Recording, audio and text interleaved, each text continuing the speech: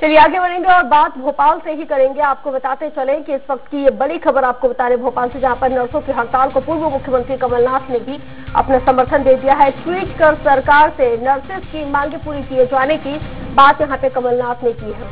Tweet कर उन्होंने लिखा है कि नर्सों ने कोरोना संकट में मरीजों की दिन रात सेवा की है। 5 दिन से धूप में खड़ी नर्सों की प्रति सरकार संवेदनशीलता दिखाए।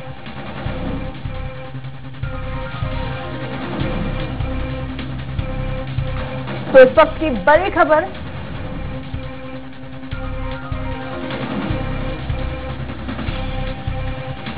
नर्सों की हड़ताल को कमलनाथ का अब साथ मिल गया है।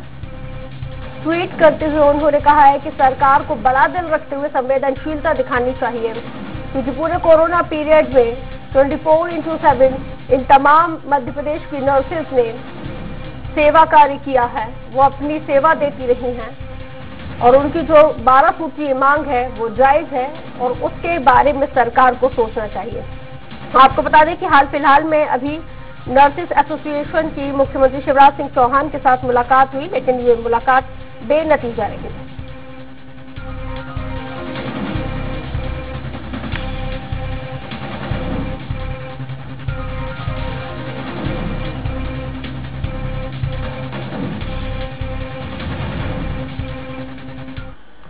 तो चलिए इसी खबर पर ज्यादा जानकारी के साथ सहयोगी अतुल प्रकाश के साथ जोड़ते हैं और उनसे ताजा जानकारी लेते हैं।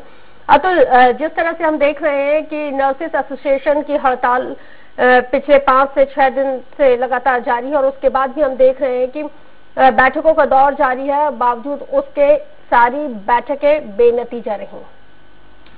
देखिए, बिल्कुल रश का लगभग 6वां दिन है आज नर्सों की हड़ताल लगातार जारी है। पूरे प्रदेश की अगर हम बात करें तो लगभग 20,000 नर्सेस जो हैं इस समय हड़ताल पे हैं और राजधानी भोपाल में भी इसका असर साफ देखने को मिल रहा है। हमीदिया हॉस्पिटल और सुल्तानिया हॉस्पिटल जो राजधानी भोपाल के मुख्य अस्पतालों में से एक है, यहाँ पे भी नर्सेस अपनी हड़ताल पे है। हालांकि देखिए, इनकी अगर हम मांगे हैं तो 12 सूत्रीय मांगों के हिसाब से देखा जाए तो इनकी जो पड़ोसी राज्य है यानी छत्तीसगढ़ और तमाम राजस्थान में जिस तरीके से नर्सेस के लिए जो वेतन मिलता है उसी वेतन के तर्ज पे मध्य प्रदेश में भी वो चाह रही है कि सरकार भी उतना ही वेतन हमें दिया जाए।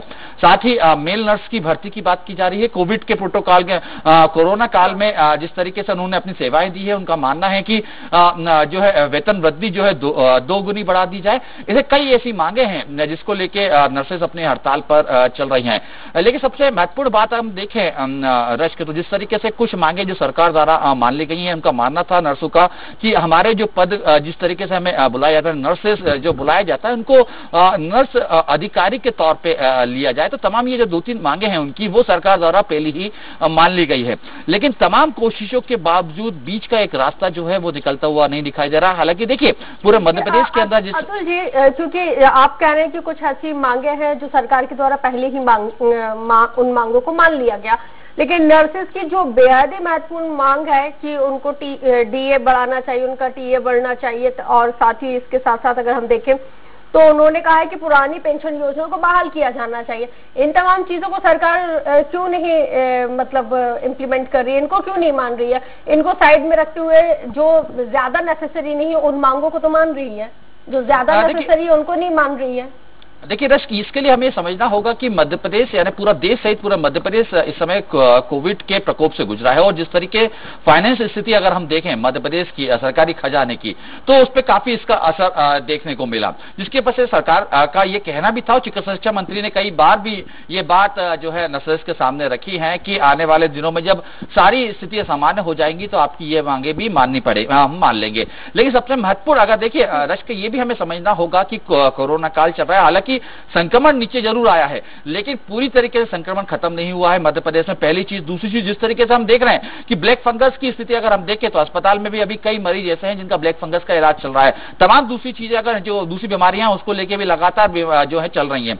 ऐसे में एस्मा लगा हुआ है और एस्मा के दौरान अगर नर्सेस जो हड़ताल पे चली गई है तो कहीं ना कहीं अपने आप में एक बड़ी चुनौती। एस्मा तो जब जूड़ा ने हड़ताल की थी, एस्मा तब भी लगा हुआ था, लेकिन फिर भी उस एस्मा के पीरियड में जूडा की मांगे मान ली गई।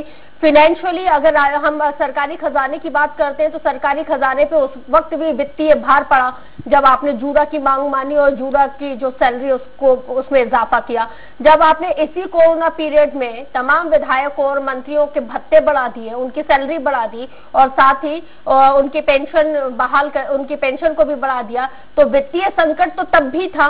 फिर इतना कॉन्ट्राडिक्टरी, इतना विरोधाभासी, इतना डुअल स्टैंडर्ड सरकार एक पक्ष के साथ कैसे हो सकती है? भाई ये भी तो आपके ही परिवार का हिस्सा है।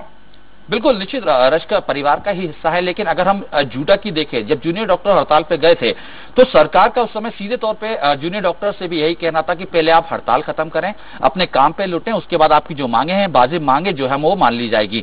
और उस समय भी हमने देखा, जब चिकित्सा शिक्षा मंत्री से जूडा की जब बात चल रही थी, स्वराज की पूरी टीम उस समय वहां पे ही मौजूद थी, तब भी यही स्थिति बनी थी कि पहले जूडा ने अपनी स्ट्राइक वापस लेने का जो है ऐलान किया, उसके बाद सरकार के राउंड टेबल पे जो है चिकित्सा शिक्षा मंत्री और तमाम जूडा के डॉक्टर्स बैठे, उसके बाद देर शाम तक जो उनकी बाजी मांगे थी वो जो है पूरी कर दी गई। यही स्थिति इस समय नर्स के समय भी है कि सरकार का ये कहना है कि आप पहले हड़ताल खत्म करें, लोगों को इस समय आपकी जरूरत है, क्योंकि जिस तरीके से संक्रमण चल रहा है, संक्रमण का दर भले नीचे हो जो घट रही हो, लेकिन अभी भी खत्म नहीं हुआ। ऐसे में आपको जो है अपने काम पे लौटना होगा। काम पे लौटने के बाद आपकी जो भी मांगे है वो विस्तार पूर्वक सुनी भी जाएंगी और मानी भी जाएंगी। इसमें देखिए, इसी कारण से नर्स की जो स्ट्राइक इसका दो धड़ में बढ़ चुकी है। एक एसोसिएशन के तहत हम देखें तो जो अभी भी स्ट्राइक पे है, लेकिन दूसरे धड़ की अगर हम बात करें, जो सरकार की बातों से जो है पूरी तरीके से संतुष्ट है और वो अभी फिलहाल जो है वापस अपने काम पे लौट चुका है। यानी कुल मिला के कह सकते हैं कि बीच में से जो एक इनका गुट रहा, जो खुद इनका ग्रुप था, वो बीच में से डिवाइड हो चुका है, बढ़ चुका है और दोनों की अपनी अपनी तरीके से कोशिश की जा रही है।